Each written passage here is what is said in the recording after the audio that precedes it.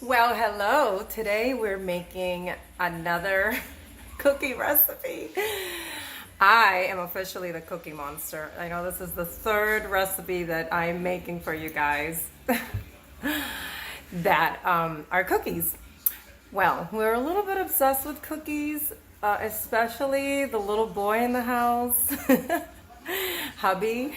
He's obsessed with them. So if we're getting down to one, he's like, "Did you make cookies yet? When are you making cookies?" So I try to get a little bit creative. So today I'm gonna make my recipe. I'm making it with a different ingredient. It is the keto protein powder that I use, Kiss My Keto, but it's the chocolate one, the one that tastes like quick chocolate. If you remember that as a kid, it's so delicious with just some, like, I shake it up with some almond milk, and it is so good like that. And guys, it's made with hydrolyzed collagen peptides. Very amazing for your hair, skin, and nails. High in protein. It's got MCTs. I mean, you can actually read the ingredients. There's so few of them. So good for you and so delicious. Best I've ever had in protein powders. And I've had quite a bit in the past, I don't know, 20 years, 30, 20. All right, so let's get moving. So this recipe is just so easy. I always keep almond flour in my house. This one is Welby's almond flour because I just bake with this all of the time. I use it in every single baking recipe. I was using coconut flour as well, but I haven't used it in a little while because I found that even though I was eating a very healthy lifestyle, I just felt bloated here and there, and I didn't know why. I thought it was maybe too much salt, and so did Rob. And so we eliminated the coconut flour, and we have not felt not one bit bloated ever since then. Then we went to a restaurant, and we had this coconut bisque, and that also made us feel bloated. So I've just been sticking to almond flour. It makes me feel good. It's low carb and it's good for you, and it tastes pretty good if you add the right ingredients with it. All right, so we're gonna start off with 2 cups of almond flour. All right, so 2 cups of almond flour. That is perfect. The end of the bag, and it's 2 cups. Excellent. Then we're I don't know if you saw that. I didn't while I was doing it, but there's a mound of coconut flour on there. So I guess it wasn't the end of it. I'm so messy. So then I'm going to add 1 scoop of this delicious chocolate protein powder, because I'm going to make them extra chocolatey, and a half of a cup of sugar. Perfect. And then what we're going to do is we're going to add my favorites, which you don't have to. I like the taste and the texture that almond extract and vanilla extract add to my cookies, to my baked goods. So I'm putting 2 teaspoons of the almond extract. I use the Nielsen Massey Madagascar vanilla bourbon extract. It's absolutely delicious, both of them. Once you have these, you'll never want just regular store-bought. I'm telling you, so good. So then you're just going to want to mix it up, and then what we're going to do is we're going to put 8 tablespoons of Kerrygold butter, whatever butter you like. This is the one I always use. It comes from grass-fed cows.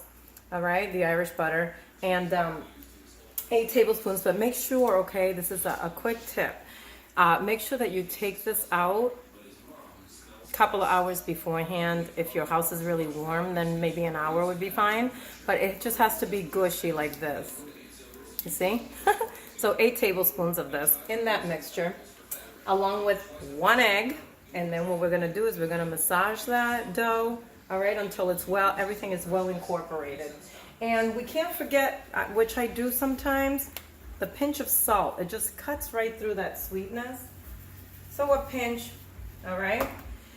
Okay, so we're gonna do that, and we are going to see the finished product in a minute. Okay, don't be mad at me because I totally forgot to tell you. I always forget something. But make sure that you preheat your oven at 300 degrees, okay? Way before you even start all this nonsense. So you can so you can have it preheated. It has to be, okay?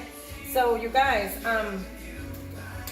there's another thing that I add to this is Lily's chocolate bar. If you have not bought this, and you're watching your sugar intake, your carb intake, all that good, or you're just for your health, this is dark chocolate and it's sweetened with stevia, Lily's, and they have all kinds of flavors. I just got a great deal on these at Whole Foods, but you can buy them on Amazon if you wish. And this one is a blood orange dark chocolate, which I'm gonna add to the cookies. Yummy, yummy, yummy.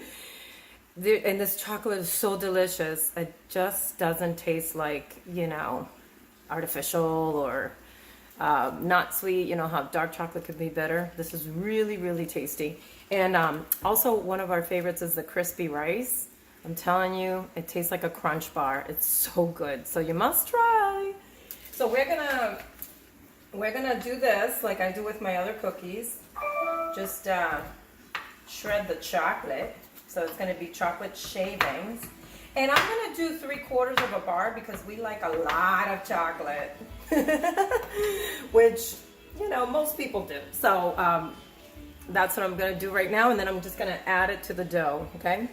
Okay, so now that I've completely shaved the chocolate, I'm gonna put it right in there. And then grab a baking sheet, a large one, put some parchment paper on it. And you're just gonna dig your hands in there once again.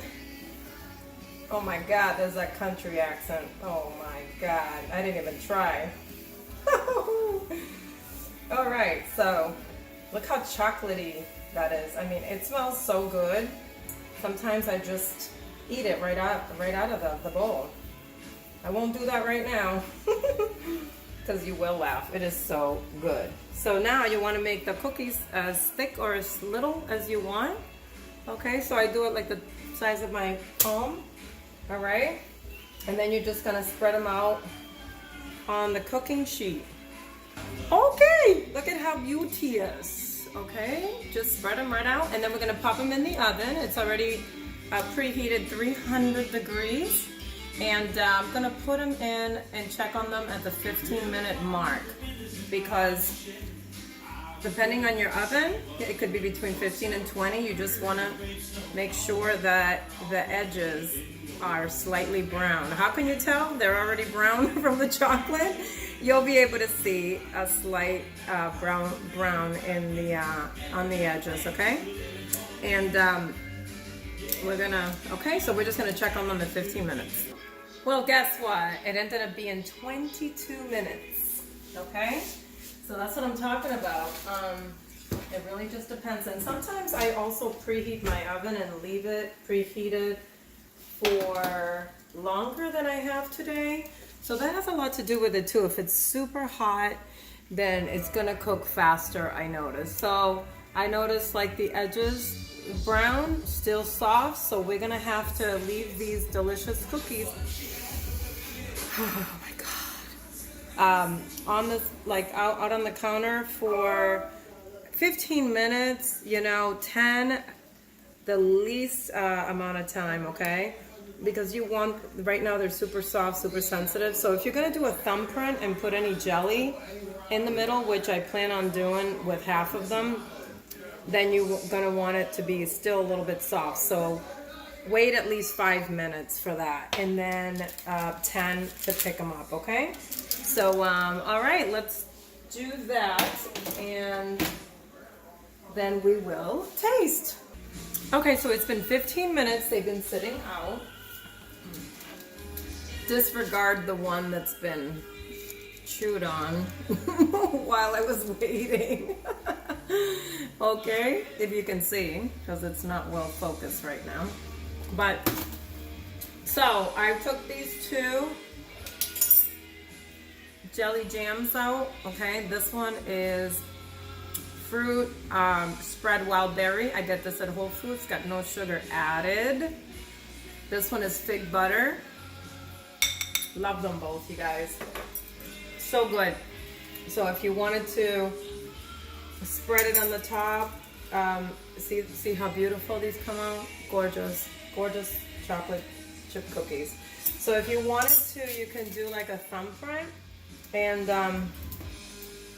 while they're still soft, actually at the 15-minute mark, which I waited to do this, still good because it's gooey inside. Now don't forget, because we've used that protein powder with the collagen peptides, the collagen makes these cookies really chewy and gooey.